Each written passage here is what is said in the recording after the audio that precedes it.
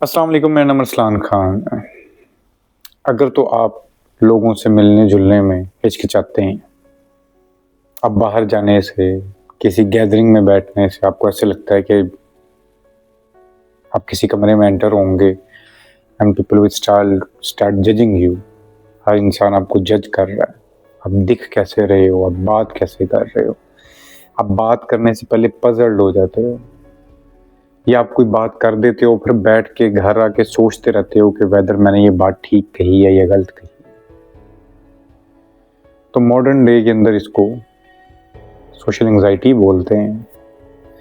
पर being a spiritualist, ये एक प्रॉब्लम है। जिस तरह मैं अक्सर बोलता हूँ ना कि कहते हैं हम लोग डरते बहुत ज़्यादा हैं कि हमें कुछ हो ना जाए।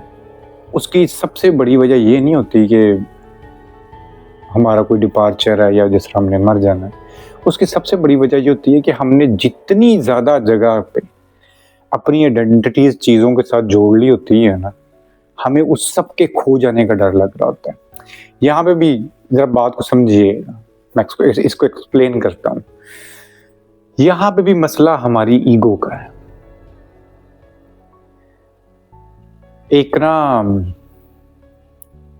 बादशाह था और ना उसने अपने ना महल में ना एक कमरा बनाया हुआ था और कमरे के अंदर ना उसने ढेर सारे शीशे रखे हुए थे।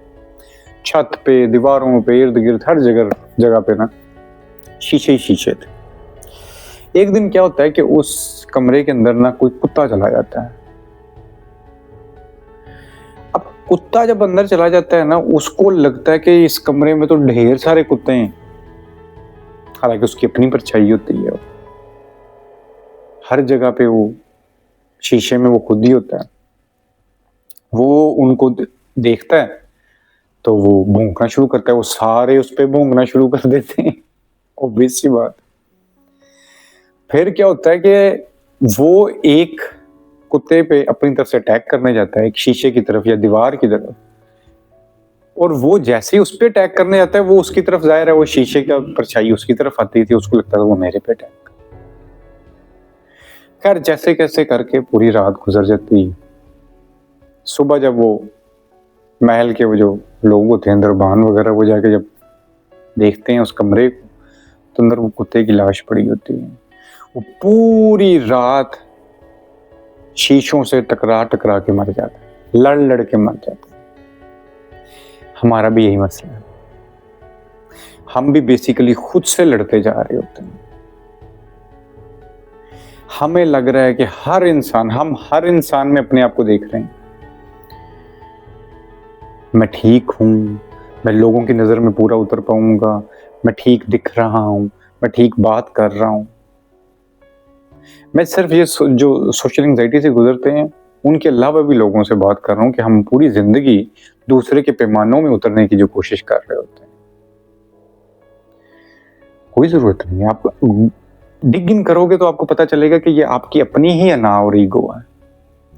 हर इंसान हर इंसान इसी तरह ढेर सारे शीशे लगाए अपने आप के साथ लड़ रहा है। ओ भाई, किसी के पास टाइम ही नहीं है कि आपको बैठ के भी जज करे।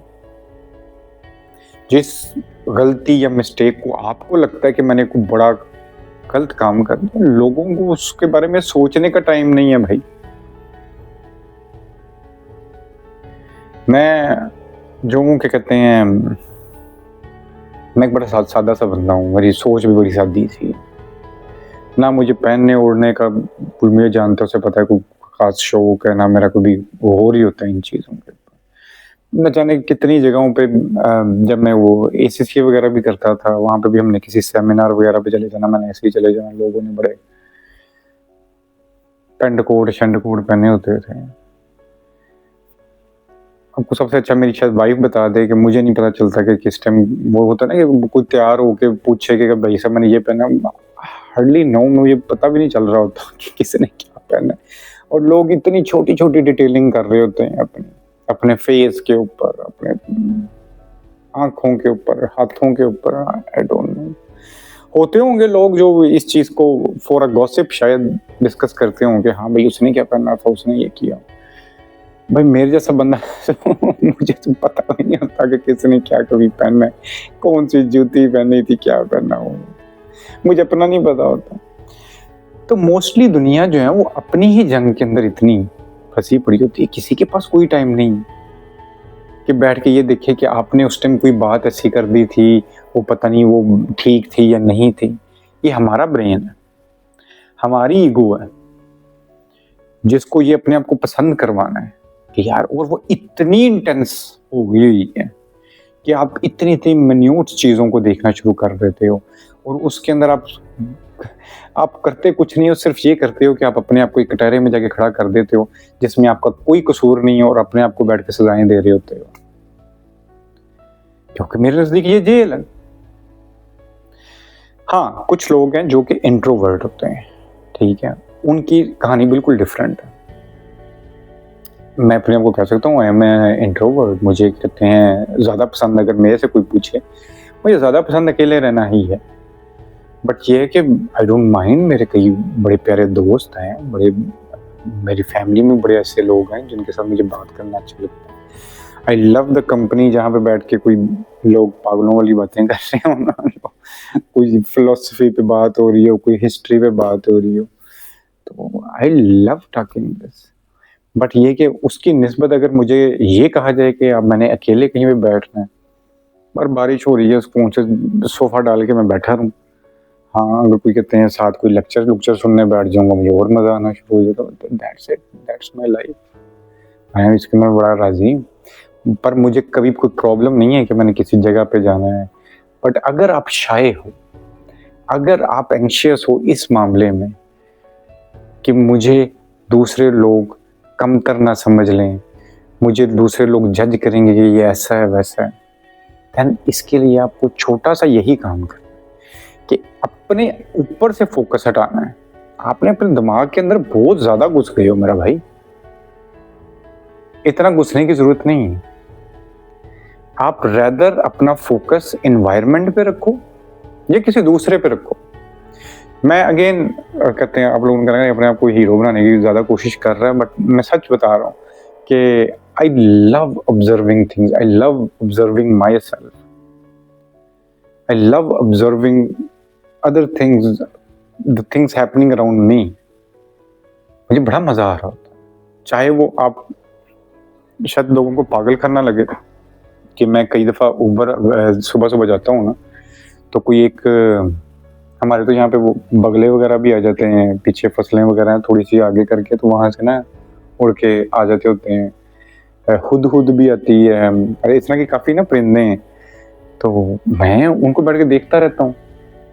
कोई एक तार पे बैठ गए हैं, कभी इधर बैठ गए, कोई कबूतर आ जाते हैं अक्सर, वो भी ना मिले तो मैं अक्सर कहीं पे साइड पे बैठा हूँ, तो वो कोई मकड़ा या चींटी आ रही होगी, वो उसको देखना शुरू हो जाऊंगा कि वो रास्ते बना रही है, कुछ खाने को लेकर जा रही है। मुझे इसके अंदर ही मजा आ रहा होता है, छोटी छोटी सी मेरी चीजें। इसी तरह अगर आप बाहर कहीं पे ऐसी जगह पे हो जहाँ पे आपको लगता है कि यू विल बी जज्ड, तो लेट इट बी, आप भी बैठ के यही काम कर लो, जज ना करो, you just start observing people. किसी ने कोई बात की है ना, ठीक है, तो देखो उसका फ्रेम क्या है, उसका माइंड फ्रेम क्या है जिसमें वो ये बात कर रहा है। Even if they are judging you, then why? Focus ये होना चाहिए कि भाई उसको क्या है। कोई इंसान कुछ उल्टी सीधी हरकत कर देता है ना, तो रेदर ये कि हम उसको गाली दे दें या कुछ कर दें, एक दफा थोड़ा सा पर्सपेक्टिव चेंज करके देखें कि भाई उसके साथ मसला क्या हुआ है। तो ये है कि वो छोटी सी जो ऑब्जर्वेंस है ना, वो आपका अपने ऊपर से फोकस हटा के दूसरे के ऊपर ले जाएगी, और ये आपको एक सेल्फ कॉन्फिडेंस भी देगा, क्योंकि नाउ यू आर द जज, यू आर द वॉचर। इर्द गिर्द का एनवायरनमेंट देखना शुरू कर दो कि हाँ, if this place is good, इधर आपको एसेंस अच्छा आ रहा है, नहीं आ रहा, बट दैट्स इट। आपका पीस आपके हाथ में है, सिर्फ आपकी आंख देख किस तरह रही है, परसेप्ट किस तरह कर रहे हो, उस पे आपकी क्वालिटी ऑफ लाइफ जो है ना वो डिपेंड करती है। आज के लिए इतना ही, इंशाल्लाह फिर बात होती है। अल्लाह हाफिज़।